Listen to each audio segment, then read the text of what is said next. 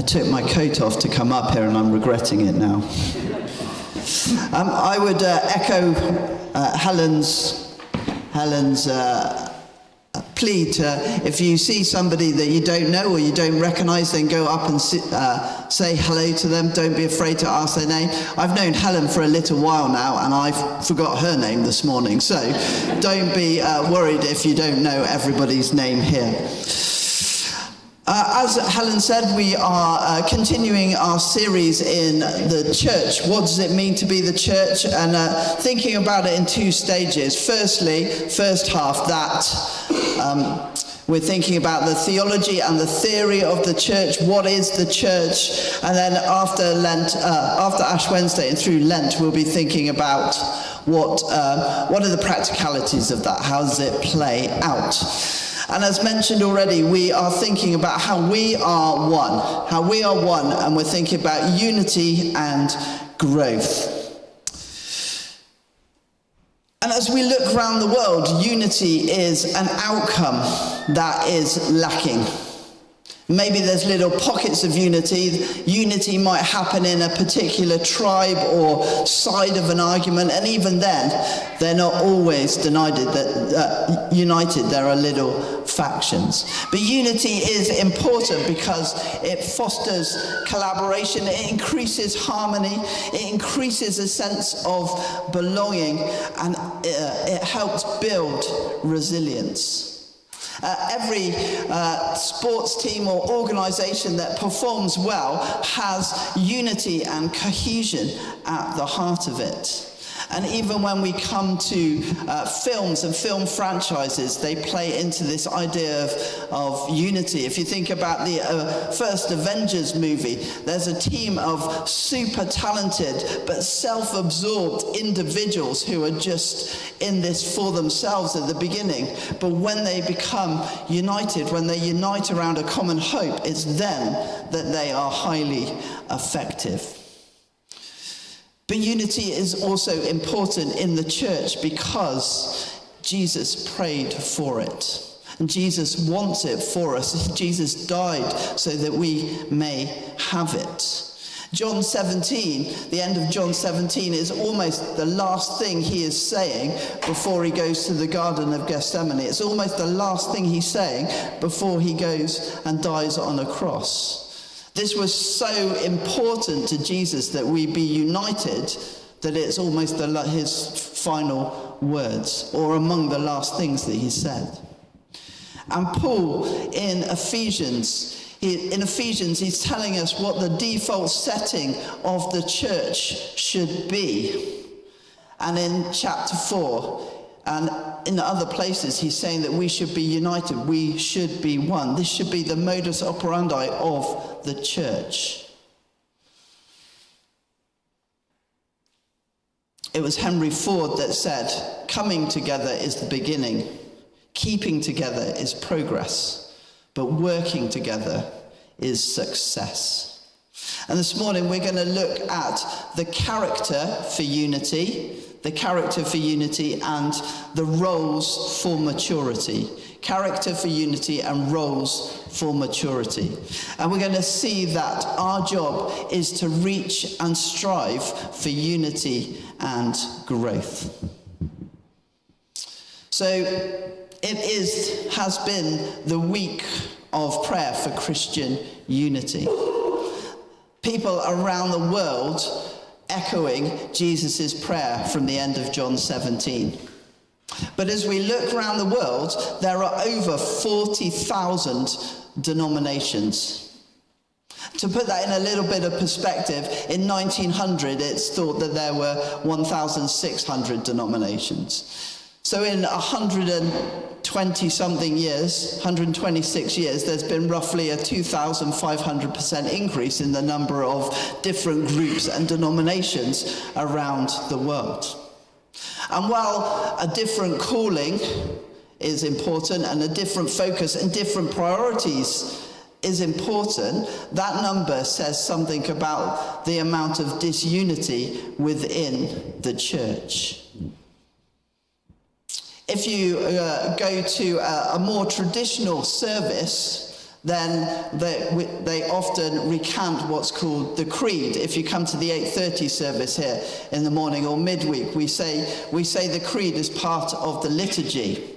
And in the common worship liturgy, we say that we believe we are one holy Catholic and apostolic church. That's Catholic as in worldwide, not as in Catholic.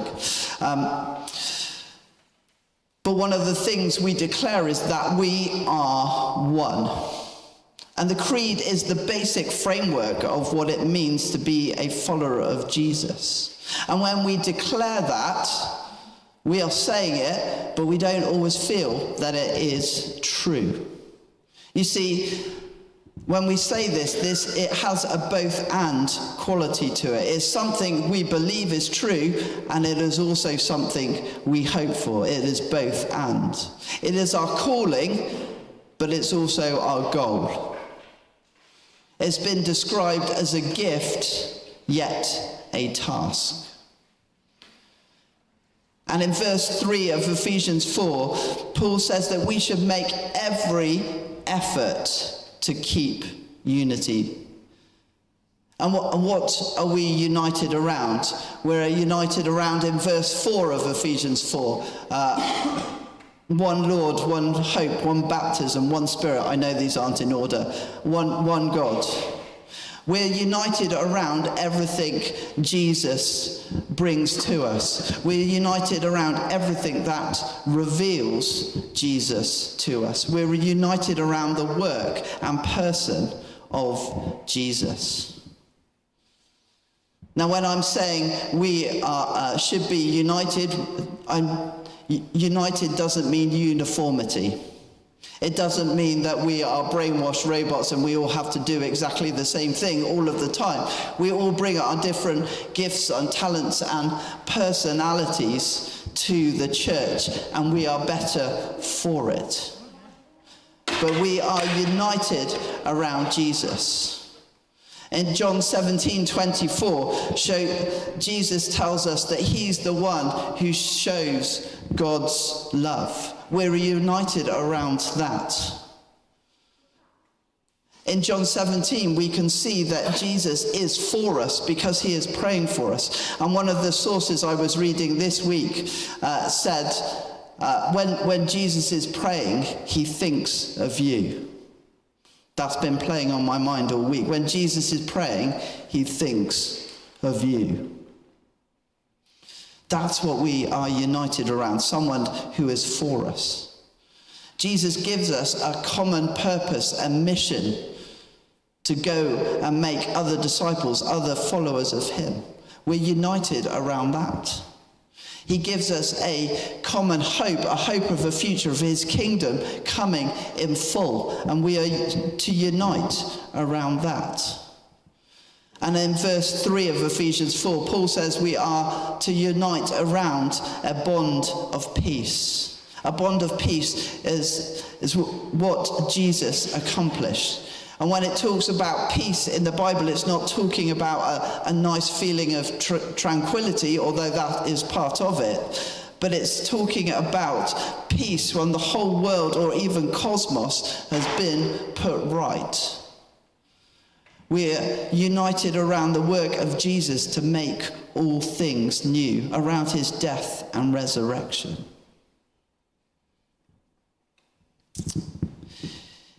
In ancient history, the Roman army is a model of discipline and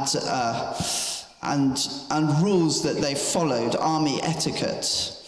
And this is a generalization, but in general terms, the barbarians that they were fighting used numbers against them. The barbarian tribes that fought against the Romans relied on huge numbers and having the manpower against the Romans. But the Roman army depended upon their discipline and their training, their formations, their shield maneuvers, and all of this sort of thing.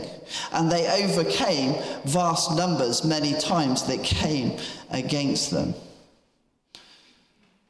For us to be united and to grow in unity, We need to be disciplined and to train. One of the things that Paul says that would help with unity is character. We see in Ephesians 4 and verse 2, he says, be completely humble and gentle. Be patient, bearing with one another. These are character traits. Paul is calling us into a process of formation to become more humble, gentle, patient, to take on the characteristics of Jesus. When we do that, we become more united.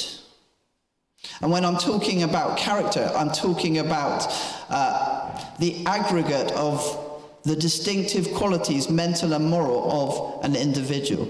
The distinctive qualities that come from within us. We see character when we're put under stress or when we are alone. That is what comes to the top, is our character.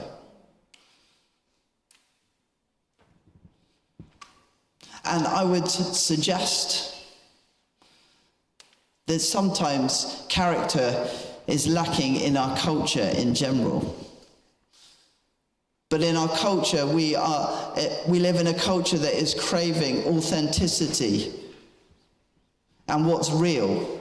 And if we are to stand out, it is the character of Jesus that is going to stand out more in this world than whoever shouts the loudest. In our world and even in the church, we have been guilty of placing competence above character. And that's meant that in the church and in the world around us, we've seen leaders who fail and people who don't quite make it. We need to concentrate and renew our efforts to focus on character, building in ourselves and as a group the character of Christ. And that character we're aiming for is to be humble and gentle, to be patient, to bear with one another. When it says bear with one another, that literally means the sense behind it is to put up with each other. The church is the family of God. You don't get to choose your family. We have to bear with one another. To put it crassly, we have to put up with one another. We have to be humble and gentle and patient towards each other.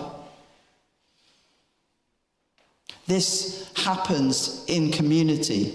This happens when we open ourselves up to a process of formation. It happens when we are vulnerable and accountable. We allow our sharp corners to be knocked off by others. It's that character and that us entering a process of formation and character development to be more like Christ that helps us build unity. And the challenge is, how are we growing closer to Jesus? How are we becoming more like him? How are you bearing with others? We are united in Jesus, but we also need to grow in it. We also need to live up to it. Our job is to reach and to strive for the character of Jesus. So that's the character for unity, but then the roles for maturity. Maturity and unity are intrinsically linked. For us to, as a group, to grow in maturity, we need to grow in unity. But we also need to be united to become more mature. Our goal individually and collectively as followers of Jesus is to grow in maturity. And Paul describes in Ephesians 4 how we do this. It's a process of being equipped to do this, people helping us to become more mature, but also equipping others, us passing that on. The church leader John McGinley in his recent book said this is a pattern of servant leadership in which leaders or enable people to become and do more of all God is calling them too. It's for us to pass on the faith to others, and it's for us to be open to receive from others, to have that servant-heartedness. And what does that maturity look like? In Ephesians 4:13 it says, until we all reach the unity in faith and in the knowledge of the Son of God and become more mature, attaining to the whole measure of the fullness of Christ. Attaining to the whole measure of the fullness of Christ. We've just thought about how as individuals we can work on ourselves and our characters to help us become more united as a whole.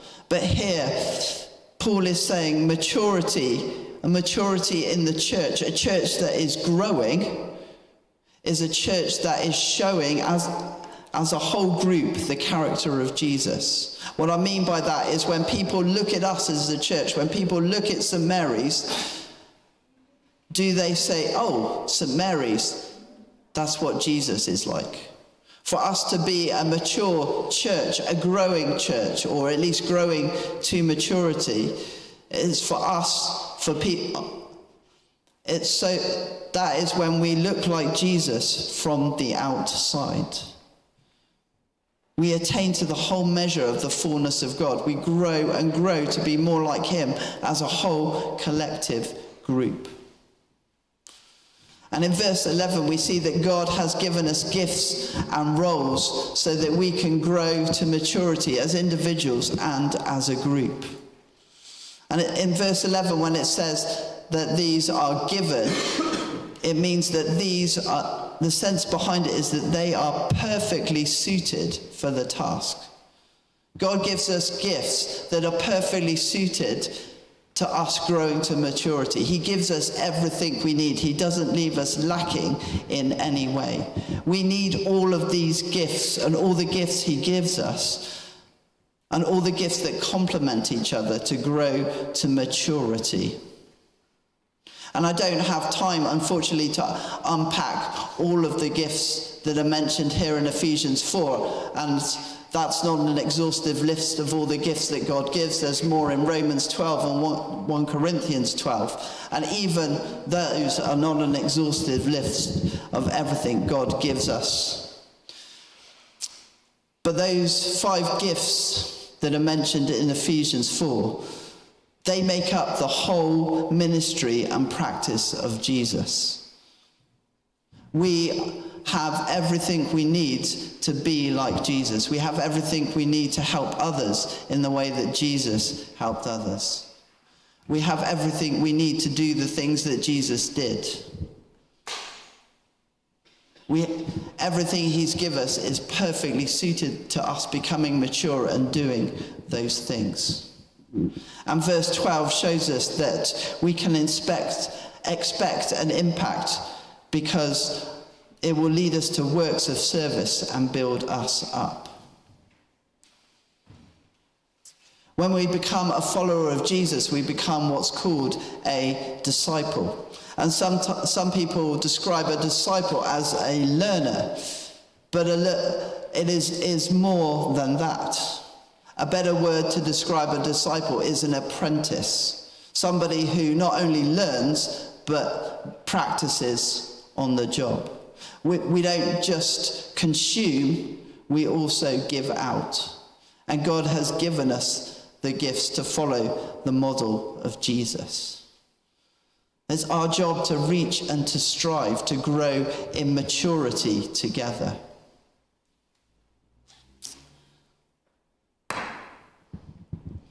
The challenge for us with this is to become synchronized. That classic war movie thing when they synchronize watches. We're to synchronize in purpose and rhythm. Now, Great Britain has a long and prestigious history in rowing. And a sporting highlight that is etched into my brain is watching the rowing in the 2000 Sydney Olympics. Watching the Coxless Fours, where Steve Redgrave, Matthew Pinsent, James Cracknell and Tim Foster won gold. In fact, that was Steve Redgrave's 5th gold medal, and they only won by a wafer-thin margin. It's one of those moments when I was shouting at the TV, and you know it's not making the slightest bit of difference, but you kind of feel like it is, or at least you feel part of something bigger.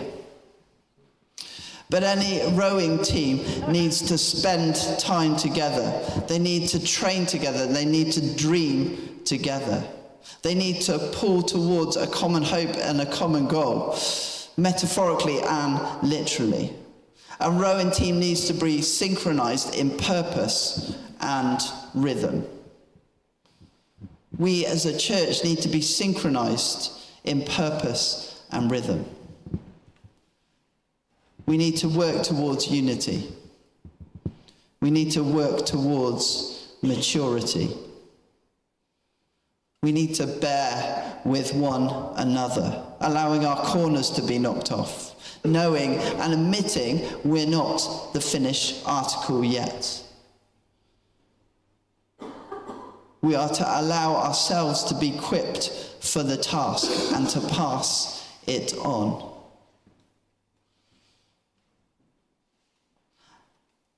And within that, it's for us to discover how we can grow, where our character needs to grow, and we need to be formed more into the likeness of Christ. Within that, it's for us to discover what gifts God has given us for his church. It's for us to discover how we can use them to serve him and others for the sake of maturity. It's time for us to be synchronized in purpose and rhythm.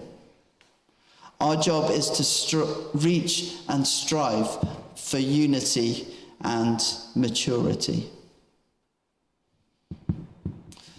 Would you stand with me, please?